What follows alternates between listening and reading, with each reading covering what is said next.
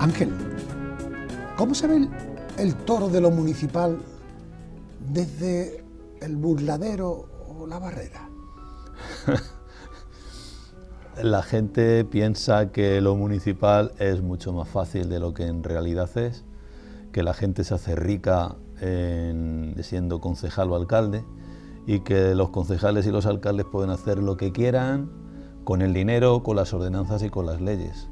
Y lo cierto es que debido a la ley que hay ahora de régimen de bases local, los alcaldes y los concejales han quedado casi al nivel del encargado de fiestas y festejos y poco más, porque la ley de contrataciones del Estado cierra. ¿Y de qué manera? Mucha gente dice, es que han contratado una empresa de otro municipio, es que a los de aquí no les contratan. Y es que no se puede según la ley, porque todo lo que supera 15.000 euros tiene que salir a concurso, y el concurso es público y se publica en los boletines de la provincia, en el boletín oficial del Estado, dependiendo del importe, y cuando pasa 200.000 euros en Europa puede venir hasta un búlgaro o un rumano, que son europeos como nosotros, claro, y participar. Entonces, ese desgaste por el desconocimiento de la gente lo sufre el político que realmente quiere hacer cosas y tiene la vocación del servicio público. Exacto. Que es una gran minoría de los políticos, pues la mayor parte entra, algunos por poder, otros porque es un buen empleo durante 4 años, que me lo digan a mí. Hay tantas variables. Y otros porque, bueno, pues el concejal antiguamente tenía un cierto renombre, ¿no? Hoy bueno es que no te tiren piedras cuando dejes de serlo. Claro, tú me has cogido por la parte técnica y la parte económica y administrativa, pero cuando te he preguntado lo del Burladero, yo te lo planteaba, te ponía el capote, en cuanto a haber sido alcalde y luego no serlo. Hay que tener un cierto coraje, una cierta desvergüenza o una cierta temeridad para atreverse a ser concejal de base después de haber sido alcalde, porque como alcalde, dentro de lo que es la corporación, mandas mucho, y al día siguiente mandas menos que nadie, porque cuando estás en la oposición eres menos que un ciudadano normal. El maltrato que damos los que estamos en el poder o los que estuvimos en el poder a los que están en la oposición realmente no tendría que estar permitido. Entonces eres menos que un ciudadano. Si un ciudadano se queja de que hay un bache, igual se lo arreglan. Si me quejo yo, igual no. O peor todavía, lo hacen más grande. Una exageración, pero por poner un poco el punto sobre la i.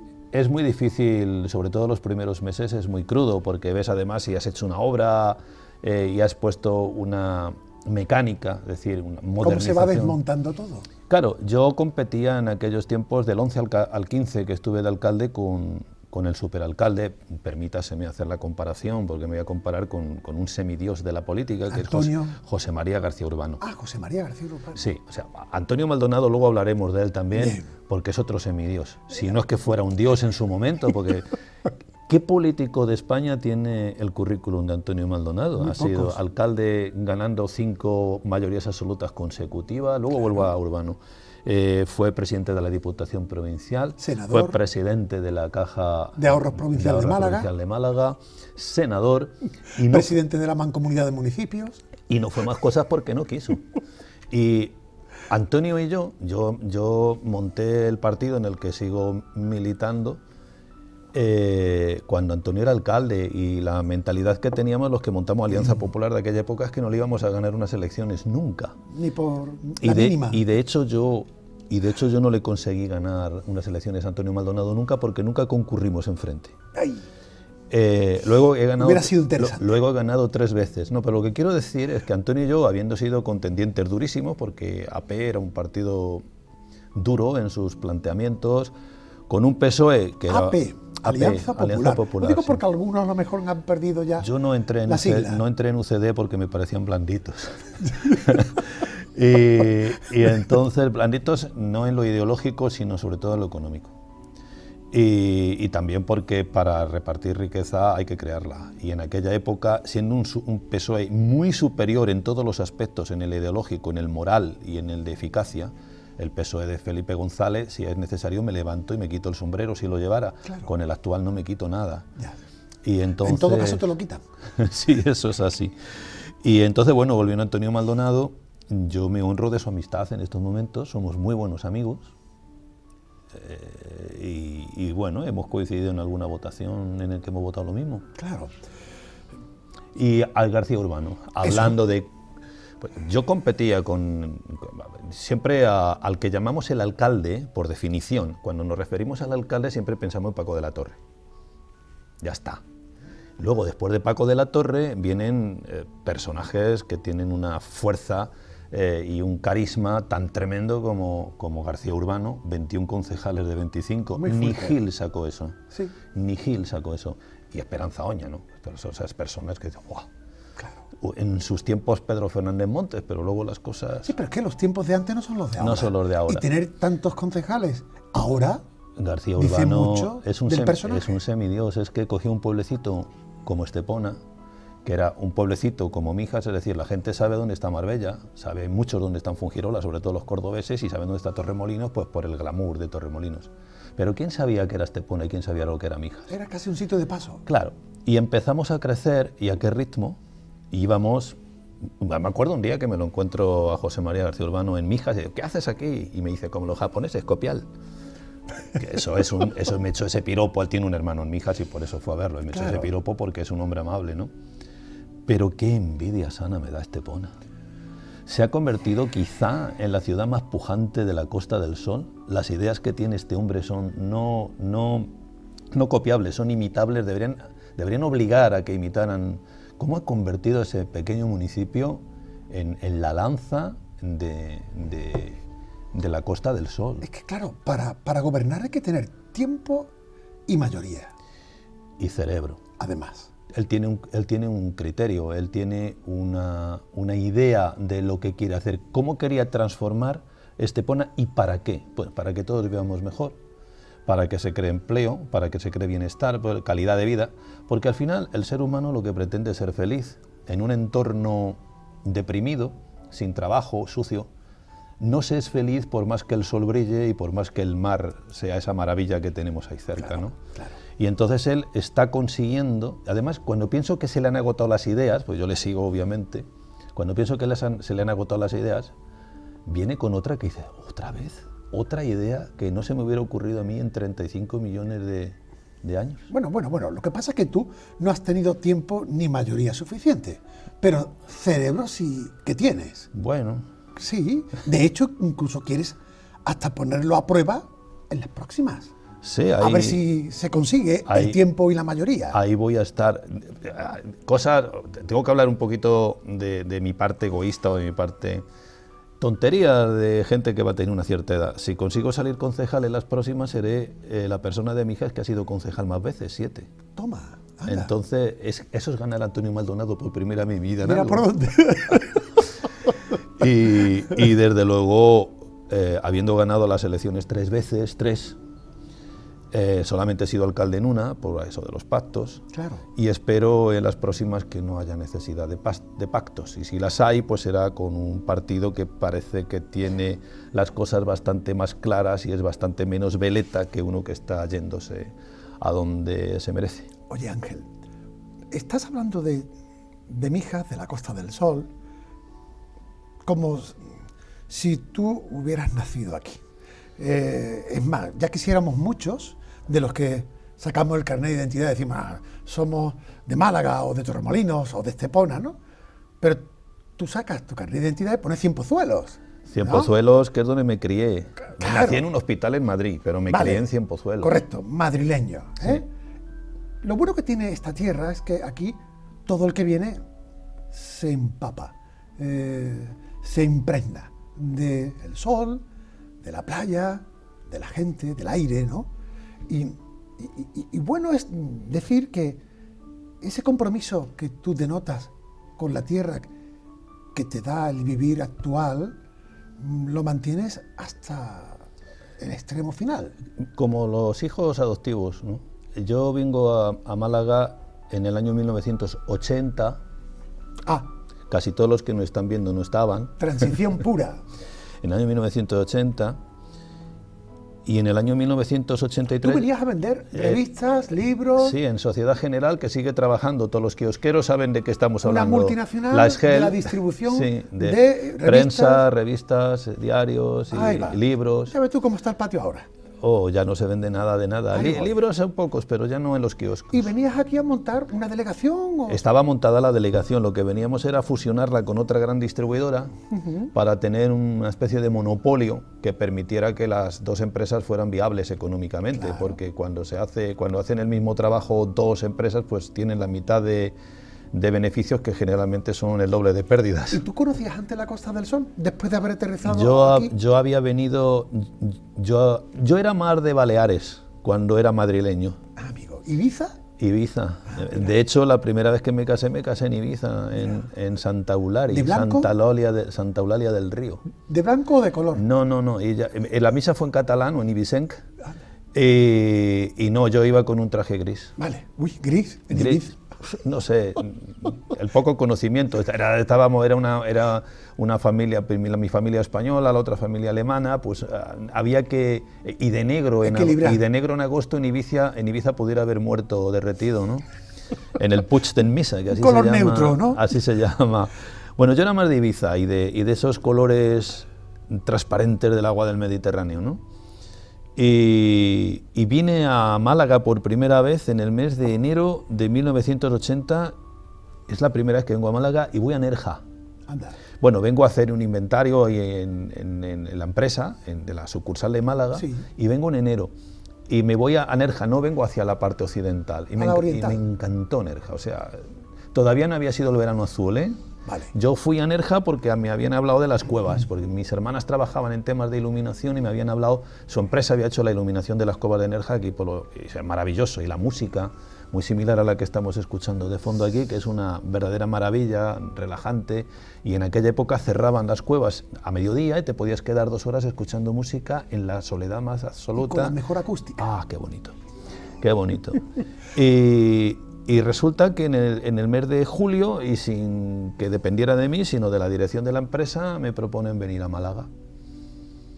Yo era muy madrileño, a mí la Cuesta Moyano, mis libros, la Casa del Libro, los cines... Hasta los 20 y tantos años, el teatro, en Madrid, ¿no? 26 años. Claro. Pero sobre todo el teatro, que en aquella época en Madrid era muy importante, los estrenos continuos de teatro. Anterior a la movida. Un pelín antes. Sí, yo viví en Madrid en los 70, cuando muere Franco, yo estoy viviendo en Madrid. Y cuando te dicen Málaga, ¿cómo lo asumes? Pues yo había estado en Málaga, me había encantado. O sea que... un madrileño cuando pasa de Despeñaperro ya se fascina, ya huele a mar. Sí, es verdad. Y los primeros años, cuando yo volvía a Madrid, cada vez que me alejaba, lo que más sentía a lo lejos que se estaba quedando el mar. El mar es que... ¡guau! Sí, tiene el tirón. Y entonces, ¿qué pasa? Que bueno, me proponen venir a Málaga, y a Málaga que me vine. Primero estuve viviendo en Torremolinos 3 meses, y después encontramos una casita en Calipso, en Mijas. ¿Ya? ¿Ahí fue tu perdición? Sí, porque romántico de la palabra. Ahí me enganché yo a Mijas. Yo tenía una casita muy chiquitita, con un jardín muy chiquitito y una palmera. No se te olvida. Y 20 gatos. Y 20 gatos. Los gatos de los alemanes que se volvían a su país para Navidad, y donde iban, el único español que vivía en la urbanización era yo, y yo alimentaba mis 2 gatos y los otros 18 o 20 que venían de los vecinos, que desaparecían en cuanto llegaba de vuelta el alemán de vacaciones. Pero ya empezaste a tener conciencia comunitaria. Sí, bueno, de hecho, claro, y te voy a contar por qué. ¿Sabes por dónde voy, no? Sí, vale. Sí. Había un librero en Fuengirola, Paco Aguilar, de la librería Chile, que era muy de derecha, muy facha. Sí. Y quería ficharme a mí, que de la política pues yo era más bien escorado a la izquierda. A la socialdemocracia, centroizquierda, y ya te digo, me parecía blandito el PSOE comparado con Carrillo. Y laboralista, ¿no? Sí, había sido yo enlace sindical en Madrid en comisiones obreras. Ok, vale. Entonces, cuando me mandan a Málaga y me mandan de su director y tal, me dicen, mira, no te metas en temas sindicales y todo lo demás. Da igual, yo seguí siendo sindicalista. En el sentido de que para mí un trabajador que trabaja contento y alegre rinde el triple o el doble. Seguro. Y no está claro. Entonces, en la medida de lo que yo podía, pues me estoy viendo las caras de aquella gente de hace 40 años, ¿no? A muchos ya no están, pero bueno. Y nada, pues estuve trabajando en... ¿Qué cosa social tenía yo? De que, y es curioso, nosotros dábamos un 20% de descuento a la prensa y a las revistas, a los kiosqueros. Correcto. Si Málaga pasaba de 500.000 habitantes y estaba a punto de pasar, teníamos que dar el 25% y mi empresa perdía dinero y habría que bajar. ¿Por dónde se corta siempre los gastos? Por el personal. Claro. ¿Y qué me entero yo? De que hay un movimiento secesionista en Torremolinos que quiere independizarse y con lo cual Málaga no llegaría a 500.000 habitantes. Y yo se lo he dicho muchas veces a Pedro Fernández Montes, tú no me conocías, yo era un jovencito y yo apoyaba en lo que podía, un poquito de dinero que necesitaba por publicidad para la causa secesionista de Torremolinos. Fíjate, luego... O sea, llegaste y, bueno, de cabeza. Sí, y luego Paco me propone trabajar, oye, que estamos montando un partido. Y cuando me dicen que están montando Alianza Popular, en España ganaba UCD en aquellos años, montan Alianza Popular, y yo dije, yo quiero investigar cuál es esta extrema tan dura, hoy la llamarían ultraderecha, ¿no? Como le llaman a Vox, porque los ultras suelen llamar ultras a todos los demás. Es verdad. Es una cosa que les gusta poner nombres y apellidos a la gente. Total, que yo entro en Alianza Popular y para ver si es verdad que había pistoleros y golpistas y gente de tejero. ¿Algo de morbo? Sí. A ver, qué curioso. Y con pocos años lo que quieres es conocer. Vienes de Madrid, vienes de comisiones obreras, ¿y por qué no? ¿Y estos cómo son? Tampoco teníamos miedo en aquella época los jóvenes de meternos a hablar con los de enfrente. Ninguno, hablábamos. No había tanta radicalidad. No, ni rabia hacia el otro. Tienes derecho a pensar como quieras y ya está. Sí, es quizás más tolerancia. Claro, es cierto que se quemaban librerías, pero eran ultras, una minoría, sacaban un diputado, creo, en toda España. Sí. Y bueno, pues ahí entré en Alianza Popular a ver lo que era y rápidamente tuve el síndrome de Estocolmo. Me encontré buena gente con intereses realmente humanos, en el sentido que ¿qué querían? Lo que te contaba antes, la felicidad, la calidad de vida, el futuro. Exacto. Y lo que no querían era otra guerra. Y en aquellos años, en los 70, había que olvidar. Hacía solo 30 y tantos años de la guerra. Sí, es verdad. Estoy hablándote de hace 40 años, sí, que son más que los que me separaban a mí en aquellos años de la guerra, que yo no viví. Porque yo yo no viví ni los años del hambre, ni viví cuando estaban el racionamiento. Y algo que había, que cuando comprabas mercancías de un pueblo en otro, tú tenías que pagar... ¿El extraperlo? No era el extraperlo. Cuando tú comprabas mercancías en Fuengirola y pasabas la media legua camino Mijas Pueblo, tenías que pagar una especie de tasa. Vale. Y que le llamaban algo como fidelidad, ahora me saldrá el nombre. ¿Fielato? El fielato. Ahí está. Y lo pagaban en la media legua, no está la Casa Navarra. Es verdad, sí. Y si lo mismo si ibas a Torremolinos, ir a Málaga, en aquella época que no había portillo ni todo lo demás, ir en burro tal y cual, tú podías tardar día y pico. Claro. La gente cuando iba a Málaga echaba noche y tanto.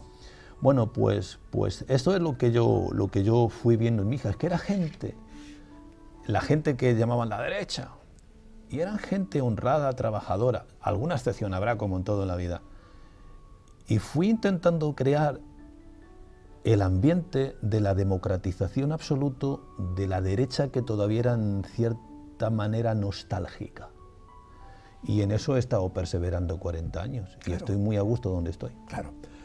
O sea, nacido en Cienpozuelos, de padre Antonio, de madre Isabel, sí, ¿vale? Uno de Palencia y la otra de Valladolid. Ahí va. una infancia muy azucarada porque el dinero que entraba en casa venía de la remolacha. Mi padre trabajaba en la azucarera. Correcto. Y te educas en Madrid con 4 hermanos, ¿erais 4? 4. Intenta estudiar biológicas y derecho.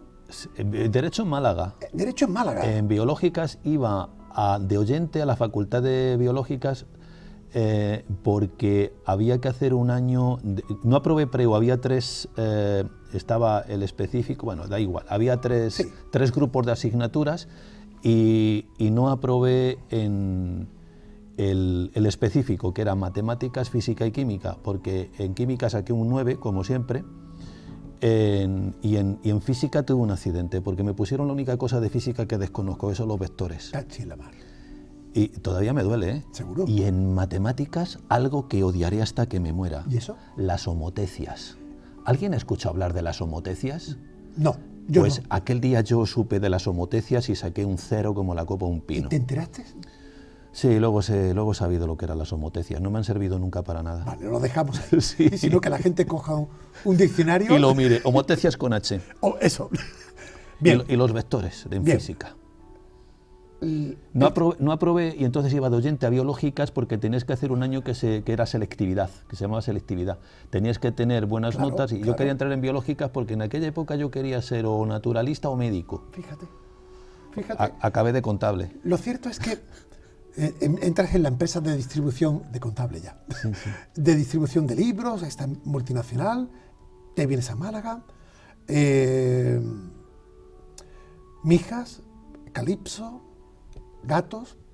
Concejal de Alianza Popular, vale, a los 3 años de pero estar aquí. ¿cuándo dejas de ser, digamos, empleado de la empresa distribuidora de libros y de periódicos? En el 84. 4 años después de llegar a Málaga. Porque sí, ya era concejal y entonces me dicen que me tenía que ir a La Coruña, que había un problema, que tal y que cual. Y no me veía yo con la lluvia. Mi mujer alemana no quería ni escuchar hablar de la lluvia. Si ella se había venido de Alemania, que es un país en muchos aspectos, superior en el tema económico y cultural a España. Claro. Y venir a España, pues sí, lo cambias por el clima, pero no por la proyección laboral que puedes tener en un país que es efectivamente más rico en todos los aspectos que el nuestro, ¿no? Claro. Y entonces me dijo que a La Coruña ni hablar. ¿Qué nativitati? La siguiente opción era Barcelona y ahí todavía hoy me pregunto, porque a mí Barcelona y Cataluña me han encantado siempre, y de hecho he trabajado mucho allí. Cuando vivía en Madrid tenía que ir 3 meses todos los años, estuve en Gerona. ¿Y te lo preguntas por qué todavía no decidiste irte? Mira, ahora ya no, cuando ha pasado esto del separatismo, pero hubo muchos años, quizás hasta el año 2000, en que Cataluña era la región más avanzada de España. Cierto. Y está tan cerca de Europa. Cruzar, yo iba en coche a Alemania, entonces de que yo salía de Málaga hasta que llegaba a la Junquera o la Jonquera, que dicen ahora, tardaba 11 horas. Si estabas en Barcelona, en 11 horas estabas en Nuremberg, que es donde yo iba. Entonces, claro, estaba lejos de donde yo quería ir. Y luego también la vida cultural, en aquella época pues era, hoy afortunadamente gente como Antonio Banderas, por poner el estandarte, están poniendo a Málaga al nivel que no nos va a hacer envidiar a nadie. ¿Y antes Picasso? Y antes Picasso. ¿Qué lo iba a decir? Picasso. Eso. Picasso, con Z. Cierto. Oye... y don Antonio Cánovas. También. Hay tantos malagueños. Empezando por uno que está igual de considerado que Washington, Bernardo de Galvez. Caramba. Galveston. Tú sabes que yo tuve la suerte de una vez que nos llamó un alcalde que había de Alianza Popular, del PP en Macharabiaya. Nos llamó porque tenía problemas económicos, un pueblo pequeño, claro. Y nos dijo que tenía la cripta donde están enterrados los Gálvez, que estaba en muy mal estado, y el cementerio, y que me llamaron a través de chicos del Partido Popular de Málaga, Navarro y otros, y yo cogí a todas mis fuerzas del trabajo, jardineros y demás, y pintores, los hermanos Romero y tal, y pintamos gratis la cripta de los Gálvez. Muy bien hecho. Y reurbanizamos y ajardinamos el cementerio de Macharabiaya en 2 fines de semana, a cambio de 2 paellas. Fantástico. Fíjate qué cosas más raras pues salen de vez en cuando. Una manera de perpetuar a gente interesante que... Que los Gálvez muchos no saben que la ciudad importantísima de Luisiana es Galveston, gracias a él, que fue fundamental para la independencia de los Estados Unidos, y que luego... también tenían el monopolio de la fabricación de barajas, de naipes en España. Antes de Heraclio Fournier eran los Gálvez. Exacto. Bueno, nos podemos ir por la historia, pero tu historia se cuaja aquí en la costa y cuando dejas de ser empleado de tu empresa de periódicos y de libros y de todo aquello que tenía que ver con el mundo de la impresión, ¿viene el paro? 2 meses o 3. ¿Y te Porque reinventas? Mi mujer de aquella época trabajaba en una oficina de administración en Marbella. Vale. Y tenían una pequeña sucursalita en la Cala de Mijas, y el jefe me dice, oye, pues no nos hacemos socios, intentamos crecer. Tú ya habías aprendido inglés, ¿no? Yo hablaba inglés porque hice la mili con los americanos, y como... Yo creo que eres de los pocos que han sacado mucho provecho de la mili. Sí, porque la mili no te cuento, yo la mili lo pasé muy bien, primero porque estaba las americanas, Torrejondo, estaban las americanas. Claro. Y luego porque con $1, que valía 60 pelas de la época, $1, 60 pesetas, Sí. yo compraba 4 paquetes de tabaco rubio, Bueno, un Playboy, anda. o un Louis o un Penthouse, y yo, es decir, que los compraba 60 pesetas 4 paquetes, y luego vendía cada paquete a 35. Trapicheabas. Claro, era puro extraperlo. Eso. Y el Playboy y el Penthouse en el rastro, a mí me daban 500 pesetas por cada uno, claro, según se los llevaba, porque luego ellos los venderían a 1000. Era material prohibido. Claro, era prohibidísimo en aquella época, porque claro, yo era de la policía aérea, iba a la policía aérea, llegaba a las, ya ves tú, eso lo ven hoy los niños de ahora y dirían, por favor. Total, que yo compraba esas cosas, 50, 60 ejemplares, llegaban en un avión Galaxia de tal tinglado, yo llegaba a la librería, si tenían 100, pues yo le compraba 90, que le pagaba en dólares. Sí. Porque como estaba en el control conjunto, pues cuando alguien pasaba a la base y había que tal y cual, decía, cámbiame usted $1. Qué buena piel hiciste. O sea, trapicheaba económicamente y luego le dabas al aprendizaje del inglés. Sí, claro. Que luego te sirvió. Es que había dos discotecas, las de soldados y las de suboficiales, a las que podían entrar, y que las chicas eran americanas o hablabas inglés, no te comes un colín. Qué bueno, qué bueno. Y ese inglés es el que tú experimentas y desarrollas en la costa. Aquí sí. Venías con ese bagaje. Con ese bagaje. Y con el francés del colegio. Y el alemán de tu primera mujer. Y el alemán de mi primera mujer. Trilingüe. Además del español. Y un poquito de español que se me va pegando poco a poco. Y eso te ayuda a superar el tránsito de ser empleado de esa empresa de distribución de medios impresos a ser administrador, porque claro, de fincas. La mayor parte de la gente que compraba en aquella época en urbanizaciones nuevas, los Claveles, Adelfa, eran ingleses, claro, o anglohablantes, pues, escoceses también y galeses, ¿no? Claro. Y entonces, cuando había, en aquella oficina nosotros teníamos unas poquitas casas en alquiler y una comunidad. Y bueno, pues hablando inglés, al poco tiempo pues teníamos 20 o 30 comunidades y un montón de casas en alquiler. Y porque claro, la gente veía a un chaval joven que hablaba, además yo no le echaba cuentas al tiempo que estaba allí, yo llegaba allí a las 8 de la mañana y me iba cuando terminaba de trabajar a las 9 de la noche, porque era mi trabajo y me estaba montando y tal. Y entonces pues la gente también agradecía que volvían de la playa, yo estaba allí, que guárdame las llaves, trabajo muy sencillos. Sí, pero muy constante. Y la administración de su comunidad, cobrar las cuotas, las reparaciones, los mantenimientos, todo ese tipo de cosas. ¿Llegaste a administrar 100 fincas? Sí. ¿Con cuántos empleados?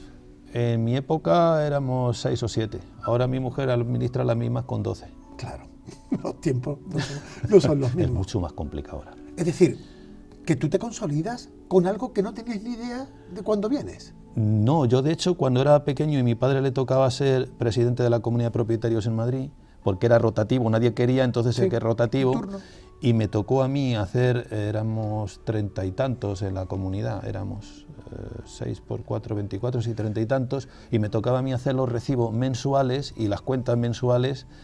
Yo no había una cosa que odiara más que la ley de propiedad horizontal y que las comunidades de propietarios y las reuniones a las que tenía que ir mi padre, que me llevaba a mí porque como el niño lee, claro, pues allí va el niño. Exacto. Y yo odiaba las reuniones de propietarios.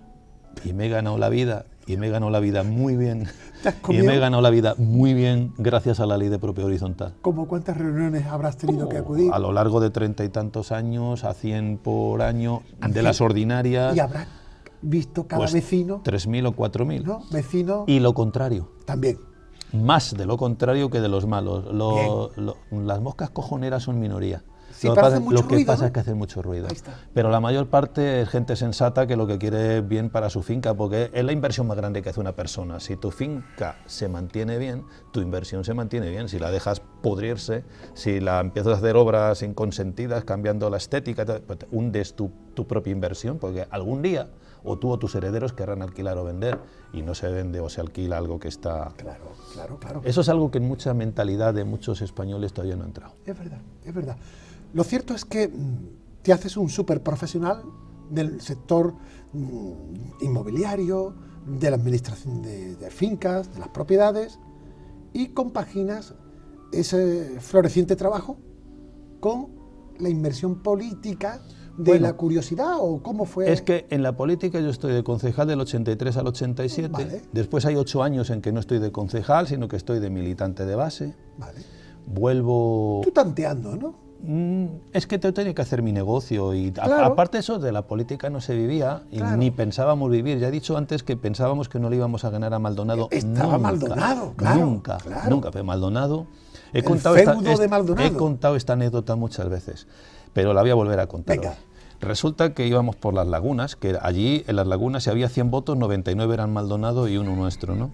Y he contado también, y se lo he contado a Maldonado, de que decía, no, es que yo tenía miedo de la gente de derechas y tal. Digo, más miedo teníamos nosotros que íbamos andando por el medio de la calle por si algunos nos tiraban macetas desde los balcones.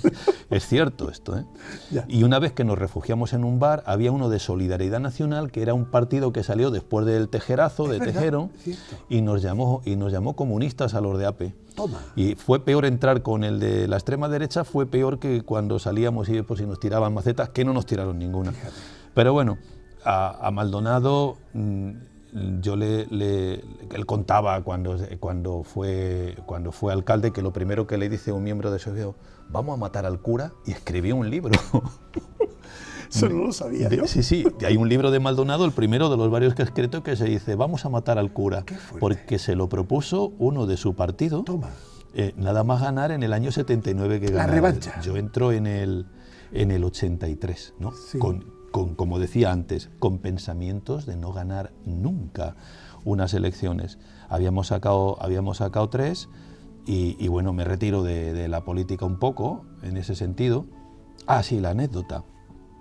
Llegamos a una casa después del de Solidaridad Nacional. Allí en las lagunas. Y en las lagunas, Sí. y había una señora con la puerta abierta, como era en aquellos tiempos, Sí. en aquellos terribles tiempos. O sea, Las puertas puertas estaban abiertas abiertas, claro. y la Los cortina niños jugaban echada, en la calle. y tú no entrabas, sino porque se ponía un poco la cortina y le daba la puerta, señora, ¿se puede? Ay, pasad, hijos, que sois de los míos.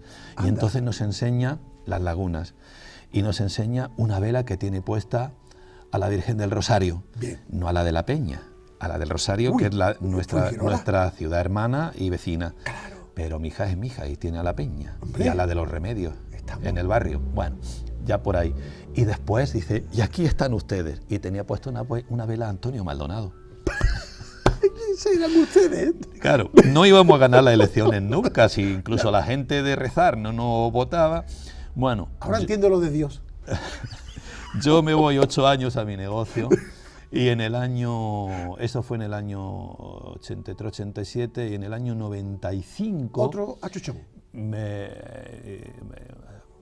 Manolo Cabello, presidente del partido en aquella época, militante en la actualidad, y Un héroe, que por había sido, entonces. sí, que había sido sanitario, un hombre formado, del pueblo, nació en el pueblo mijeño, pata negra. Sí. O sea, no venido de Valladolid, No, Palencia, no, Cienpozuelo, nativo. Madriusera, pata negra, Sí, no, sí, sí, sí. no un recebo. Estamos. Me dice, oye, tal, vuelve y esto y tal y cual, ¿no? Y total, volvimos, pero él no se quería presentar de candidato porque las 2 elecciones anteriores Maldonado nos había metido 19-2, Ya ves. 19-2 2 veces. Y vuelvo, pero vuelvo de número 3, de número 3 porque el número 1 fue John Frank.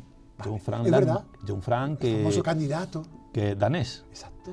un alcalde guiri, ¿no? Decía Maldonado, y Es nosotros verdad. decía otros 4 años de gamberro tampoco. ¡Qué bueno! Eso eran eslóganes. Eso era el eslogan.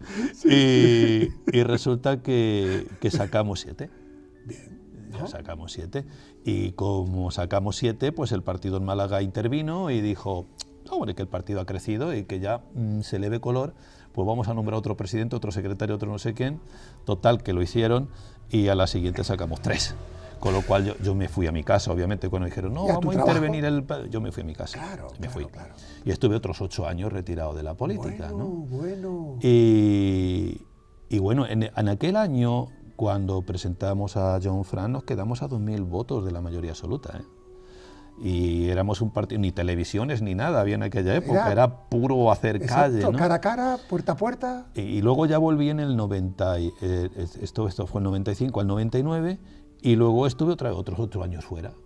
Otra vez en mi negocio, que es lo que me da de comer o me daba oleadas, de comer. ¿no? Y vuelvo en 2007. Y en 2007, bueno, pues el partido estaba un poco deshecho, no íbamos a ganar nunca. Claro. Habíamos sacado 3 concejales en el 2003, en el 99, 4 en 2003. Y yo me volví a presentar con el grupo de gente, ya era yo muy mijeño, yo participaba en coros rocieros. ¿Estabas más integrado? Sí, yo participé en un coro rociero y mi mujer en 2, mi mujer actual en 2. Qué bien. Y lo pasamos muy bien. Yo esos años de Mijas Pueblo los recuerdo con un profundo cariño. Claro, muy integrado en la vida popular. Y muy mijeño. Y ya era entonces Partido Popular. Ya era Partido Popular claro. desde el 91, del 92. Exacto. Era Partido Popular. ¿Y vuelves de nuevo? Vuelvo de nuevo. Como el turrón por Navidad. Y sacamos 11. 11. Y el PSOE 14. Ya se mascaba. Y ahí fue la célebre historia del alcalde que ganaba mucho dinero y todo el tinglado, total que Agustín Moreno dimite. Y ya queda la situación muy óptima para que las siguientes dar el empujón. Y ahí ya ganamos las elecciones por mayoría absoluta y sacamos 15, el PSOE 7. Histórico, ¿no? Sí, y luego ya hemos vuelto a ganar siempre, pero hay gente que va disfrazada de centro-derecha cuando no lo son, y el que se lo cree, pues luego tiene un alcalde. Yo no tengo nada contra el PSOE, Dios me libre. Yo simplemente digo que las formas de entender la administración pública tienes que tener criterios, conceptos y conocimientos. Si no sabes lo que es, no has llevado una empresa, aunque sea de encargado, no has pagado una nómina y no sabes ganarte tu vida por ti mismo, es muy difícil que le puedas enseñar a los demás a hacerlo. Entonces pienso que hay que tener un cierto bagaje y un criterio. A mí el medio ambiente es fundamental para el desarrollo de un municipio, el que haya aparcamientos, el que haya seguridad, el que haya limpieza, se revalorizan las fincas, y la gente vive de otra manera. Eso es lo que yo intenté en los breves 4 años que estuve, pagando 70 millones de deudas, pero no me dio tiempo. Ya, tiempo. Y me da tanta no sé qué de que no me haya dado ese tiempo, que es por eso que una vez más cometo el error personal de volverme a presentar, que tiene un desgaste importante. ¿Y tanto? ¿Sabes cuál es el peor momento para un candidato? No. Cuando hace las listas. Uf. ¿Tú sabes lo terrible que es tener que poner números a la gente? Qué presión. Buah. No presión, sino a veces te sientes profundamente mal, porque a alguien que vale tanto como tú le tienes que poner el 13. Porque tienen que ser cremallera, porque uno tiene que ser del pueblo, el otro tiene que ser de la urbanización, el otro tiene que ser de las lagunas. Encaje de bolillo. Encaje de bolillos con gente valiosísima, que en muchos casos vale más que tú. El tirón del uno, el tirón del otro. ¿Cómo tienes que hacer una lista? ¿La gente con tirón para ganar o la gente que luego sepa administrar? Claro. La gente que sabe administrar suele tener poco tirón. Los empollones tienen poco tirón. Y es verdad. Y entonces tenemos unos políticos muy dicharacheros que tienen muy pocos conocimientos científicos de lo que es el urbanismo y de lo que es la calidad de vida. Y digo yo, quizás la confección de las listas electorales de cualquier partido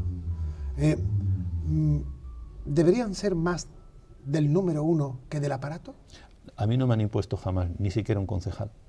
Yo no puedo quejarme de eso en mi partido, nunca, jamás, jamás. Nunca he intervenido, ni cuando estaba el anterior presidente, que era Joaquín Ramírez, ni con el actual Elías Bendodo. Habremos tenido nuestras diferencias en esto, en esto, en lo otro, pero en eso jamás, nunca me han dicho usted tiene que ir a las listas. Carta blanca. Siempre. ¿Es tu decisión? ¿Y tú sabes cómo son los peones? Lo único que te dicen es gana. Ah, claro. Gana. Tú tienes... Llévalo. Es como Ancelotti. Claro. No vamos a fichar a nadie, gana. ¿Pero gana a cualquier precio? No. Porque te dijeron que ganaras. Sí, y ganamos. No, después. Eso ya no es ganar, eso ya es negociar en los despachos. Ok. Ahí quiero yo correr un tupido velo. Lo corremos. Pero no es verdad que a mí me obligaran a entregar la alcaldía en el año 2015. No es verdad. En aquel momento yo vengo, en el partido me afilié en 1982 y eso era 2015. Eso eran 30 y tantos años después. Y de Míjar dependía la alcaldía de Málaga y el futuro de la provincia, porque estaba Diputación. Si hubiéramos perdido la alcaldía de Málaga aquel año y hubiéramos perdido Diputación aquel año, el Partido Popular en Málaga podría haber desaparecido. Amigo. Y fue una decisión mía. Hay quien dice que no. Vale. Y cuando tuve que demostrar, porque luego sí me dieron la orden, 4 años después, y dije, no, por la brava no, conmigo no.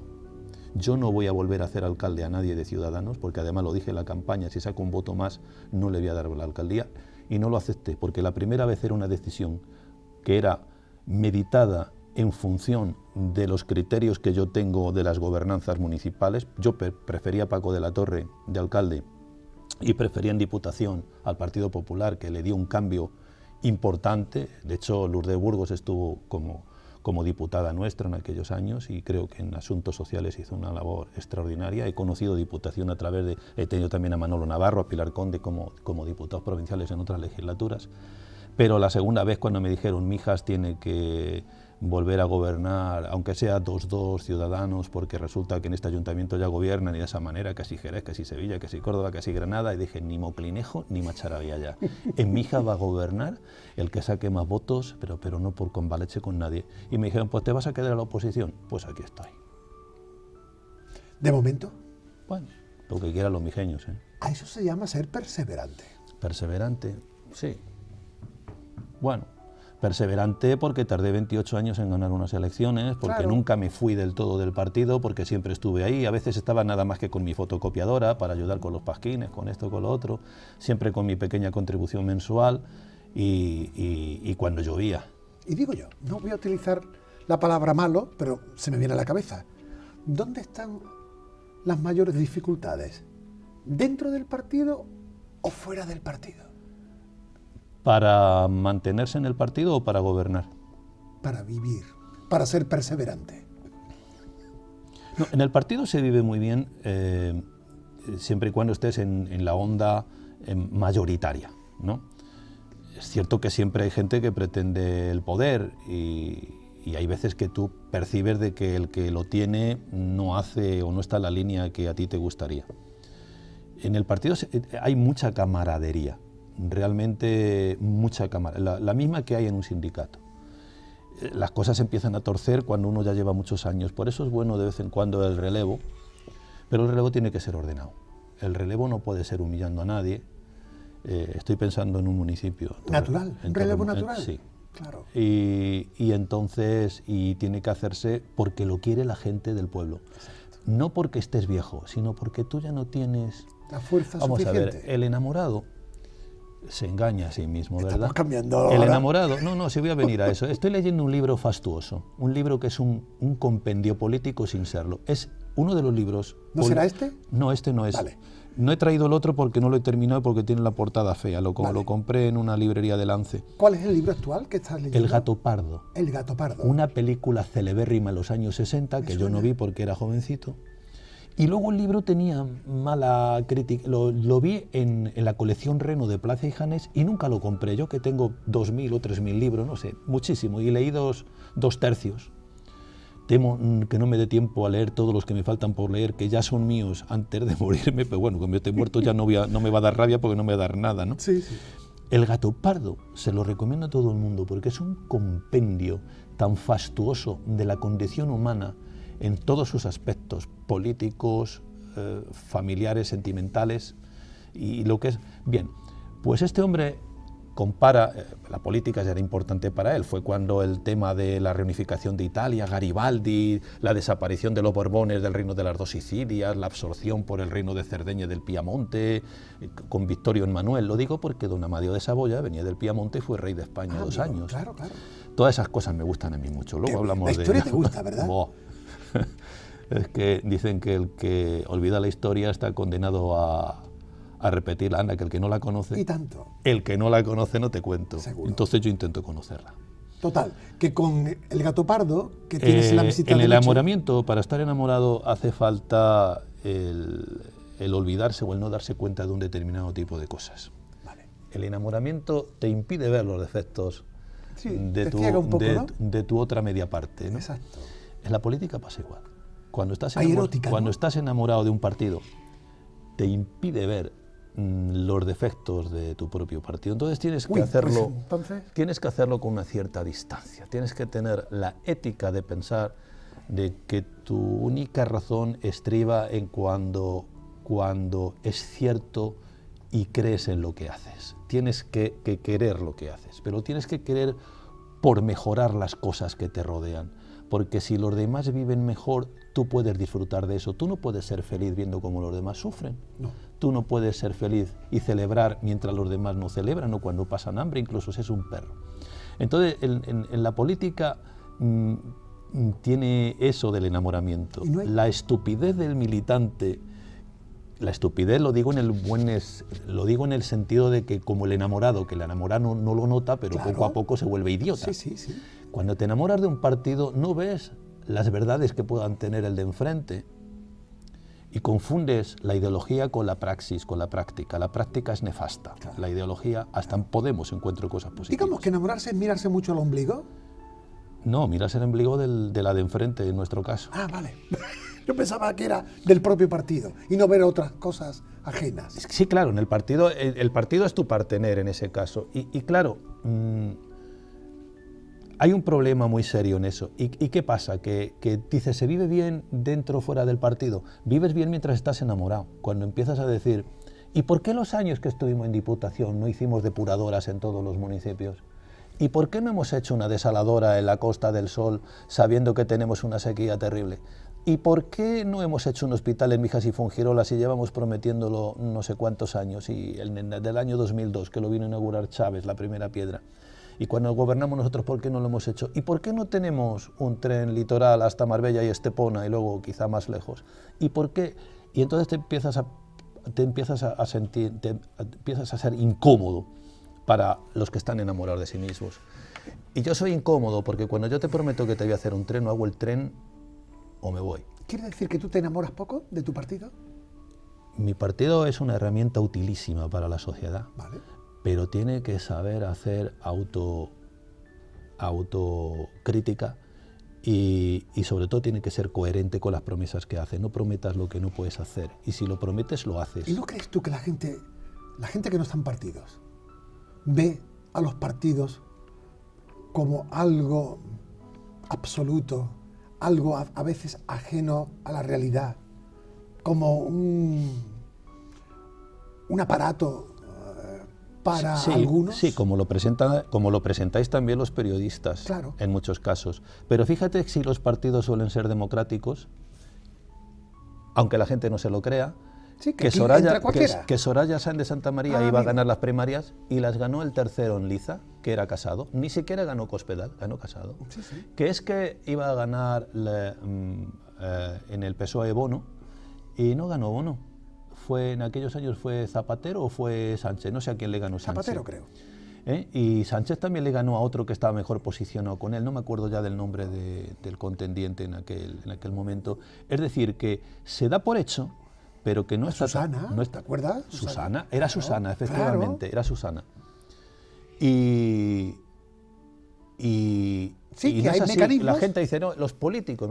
Cuando uno nace, la comadrona no le dice a tu madre, usted ha tenido un político, usted ha tenido un niño que a lo mejor es político porque tiene el gusano de hacer como el presidente de una comunidad. ¿Por qué te metes a presidente de comunidad? Porque quieres que tu propiedad vaya mejor. Ángel, hay políticos y hay políticos. Sí, claro. Y hay políticos que casi vienen de la cuna, ¿eh? Hay políticos y ganapanes. Hay ganapanes. El ganapán, el que vive de eso y no ha hecho otra cosa que en no su han vida. cotizado en su vida. Claro. Y, si han y lo estado... peor es que a medida que pasan los años, las posibilidades de cotizar son menores. Además. Porque o son autónomos o ya me dirás tú, porque a las puertas giratorias solamente van los grandes divos. Eso, la gente dice, puertas giratorias para la política. Sí, eso es como para Messi, para Ronaldo, que tienen 40 años y les ficha la Juventus o el Manchester o el Chelsea. Pero los chavales que juegan en el Getafe a los 40 años no los ficha el Manchester, ni el Chelsea, ni la Juventus, ni el Barcelona. Por tanto, Ángel, estos 8 años o 6 que llevas en el burladero no te han debilitado, por lo que me doy cuenta. Mira, la perseverancia te ha fortalecido y creo que el paseillo lo vas a hacer dentro de poco, ¿no? yo, Paco, tenía que perseverar también, porque si yo me hubiera retirado cuando yo fui portada de algún periódico provincial durante 3 o 4 días, más que con lo de las Torres Gemelas, por todas las denuncias que me puso cierto señor que ahora se autodenuncia a sí mismo, cuando se me acusaba de miles de cosas que están todas archivadas definitivamente porque eran... Si yo me hubiera ido entonces, hubiera habido quien ha dicho, se va porque tiene tanto que ocultar, pero yo ¿qué tengo que ocultar? Yo solamente tenía una cosa a mi favor, el tiempo. Si sabía esperar, las cosas llegarían a donde han llegado. Claro. ¿Y ahora quién mentía?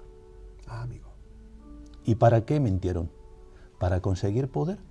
Y yo espero que los mijeños lo respeten, que sepan que alguien que trabajó por ellos, que fue humillado al extremo por los medios de comunicación, por algún medio de comunicación y por algún politiquillo de medio pelo, mi partido me ayudó mucho, ¿eh?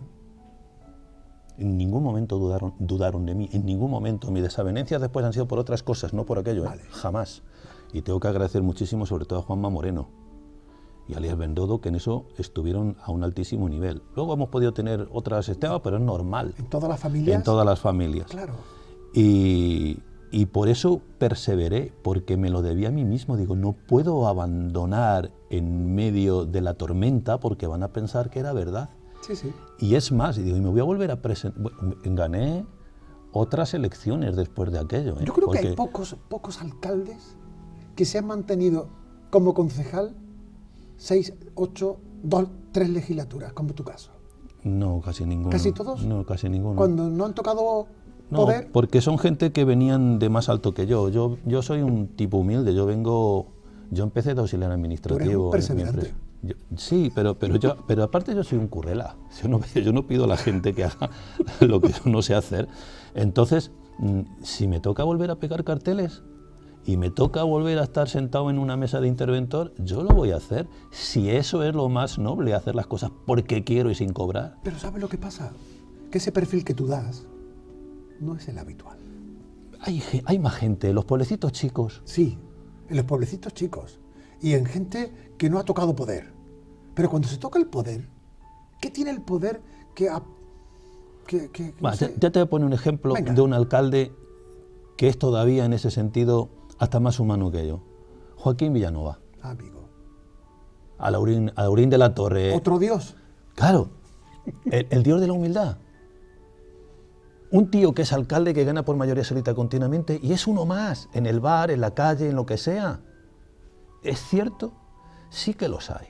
Claro. A verlos hay, claro. hay que buscarlos. Te voy a decir otro tío... Pero son buenos porque se perpetúan. Otro tío que es amable, generoso, cordial, enamorado de su pueblo. Manolo Barón. Míralo. De Antequera. Claro que los hay. Hemos hablado antes de superurbano, ¿no? Claro. Y luego me dirán, no has nombrado a Ana Mola, no has nombrado... A Paco de la Torre... Lo he nombrado. No has nombrado iba a decir Titi, a María Ángel. La he nombrado, sí. A María Ángeles Muñoz. Sí, es que hay tanta gente que uno no puede nombrar. Cuando nombras a uno y a Armijo, joder, si es que, claro... Y hablo de los pueblos chicos, que hay gente que vamos... mi amigo Silvestre Benarraba... Ay, tanto. Es que son... el copón. Claro. Y sí que los hay. Escucha, ser alcalde eres el más pringado del pueblo, 24 horas, casi todos están 24 horas, 7 días, y es verdad. Es un sin vivir ir por la calle, que si aquí hay un bicho muerto, que si allí hay una arqueta rota, que si no sé qué, que si allí el semáforo, que si 24 horas. Claro. Los concejales más o menos. Ya. No todos, que hay concejales buenísimos, son alcaldes, pero el alcalde es un pringado. Y cuando dejas de ser alcalde, pasas a ser menos, como te he dicho antes, que la mayor parte de los ciudadanos, porque pensaban que podías haber hecho mucho más, porque creen que tienes el poder de los reyes totalitarios antiguos, que disponían de vida y hacienda. Y hoy haces no sé qué, te hace un reparo el interventor, te lo ponen en conocimiento de fiscalía y por hacer una buzonera para un edificio de gente muy pobre, pueden que te estén investigando 6 años. Claro. Tanto hay que investigar. Claro. Para decir, oiga, ¿usted hizo la buzonera? Sí, yo lo hice. Sí, sí. ¿Y por qué la hizo? Porque lo necesitaban. Uy. Es un menor, yo podía hacerlo así a dedo, porque eran menos de 15.000 euros, que estamos buscando 6 años para averiguar. Claro. Pues sí, 6 años. 6 años en que está imputado, está investigado, está... Me doy cuenta, Ángel, de que al margen de que has cargado pilas estando en el burladero, más que burladero pasivo, activo, ¿vale? Te ha ayudado mucho la bicicleta, amigo. Ah, sí. La terrible pandemia... Y la lectura. Ah. ¿Y ese libro por qué? Bueno, este libro es el símbolo de todos los libros. Yo tengo en casa muchísimos libros. Yo me he gastado... Santiago y cierra España. Sí, al final... El nacimiento de una nación. Sí. De Esparza. Al final yo podía haber elegido muchos, el infinito, el Gato Pardo, todos los que estoy leyendo de Javier Eslava, de tantísima gente de la que estoy leyendo, lo voy publicando en mi página, en mi grupo, en Facebook, todos los que voy leyendo, y hago reseñas. El de Esparza, este es un homenaje a los libros. Y el de Esparza es un autor que escribe sobre historia, vale, y tiene una trilogía en la que habla de la España desconocida, de la España desde que sucede el problema de la invasión de los... empieza primero con los visigodos. Empieza con los visigodos, cuando termina el Imperio Romano, empieza con los visigodos, con la invasión musulmana, invasión que luego se transforma en grandísimos reyes españoles musulmanes, sí, y llega hasta los reyes católicos, hasta Isabel de Trastámara y Fernando de Antequera. ¿Y tiene mucha actualidad este libro? Sí, porque habla de la verdad de España. De la reconquista no fue una reconquista de guerreros. Si España está devaluada últimamente. Claro, el ex-España con X. ¿Eso? No existían esas regiones que sean ninguna, ni siquiera Castilla, de la que salgo, a la que pertenezco, era... España es algo más que la suma de 52 provincias. Y aquí te lo explican porque es como se hizo después de la desaparición del Imperio Romano en España, de aquella Hispania fecunda que dio 3 emperadores, después del gobierno de unos reyes que tuvieron legisladores magníficos como los visigodos, tan desconocidísimos. Solamente se conoce la historia de Don Rodrigo y su derrota. La historia de una reconquista, que la reconquista no fue una reconquista de guerreros, fue una reconquista de agricultores. La España vaciada ya estaba vaciada entonces, más que ahora, porque había 2 o 3 millones de habitantes. ¿Y cómo se colonizaba? Con gente que iba a las fronteras, a las Extremaduras, a la Extremadura castellana, a la Extremadura de León, a la Extremadura de Portugal, a la que ha quedado. Claro. Y iban colonizando con lo que llamaban las presuras, ¿no? Y así se iba haciendo España con agricultores que tenían una serie de prebendas por ir a ocupar suelos baldíos y una serie de obligaciones. Y es que si tenías un cierto dinero tenías que ir con tu caballo y tu lanza en determinadas temporadas del año pues a espantar al moro y viceversa. Porque la reconquista no era desde el 1 de enero al 31 de diciembre. No. Cuando había que cuando había que sembrar no había guerra. Cuando había que recoger tampoco. En Semana Santa o en el Ramadán tampoco. Es decir, esa historia que hemos leído en El Capitán Trueno, de Fausta Memoria, y en El Guerrero de la Antifaz, no fue así. Este libro de Esparza habla de esa España que ahora están vilipendiando a algunos y vendiendo a trozos. Y claro que los catalanes no son castellanos. Y claro que los andaluces, pues sí, los andaluces son lo que quieren. Claro. Si vas tú sabes que yo me crié en Madrid en un barrio de Usera a los 9 años, Usera, claro, entre unos niños de Écija, y que yo no decía, a mi madre le decía, no me des la valleta, decía dame el arcofifa. ¿El arcofifa? Porque es como se dice en Écija. Claro. Y niños de Osuna, y niños de Porcuna, y niños de Rute. el ladrón del pueblo era de Rute, Qué le bueno. llamaban el Rute. En mi casa mi madre a la bayeta le decía la ruilla. La rulla. Pues yo lo aprendí de los niños de Écija. Qué bueno reparar en la lectura, y sobre todo en la lectura que nos da motivos de identidad que se están olvidando.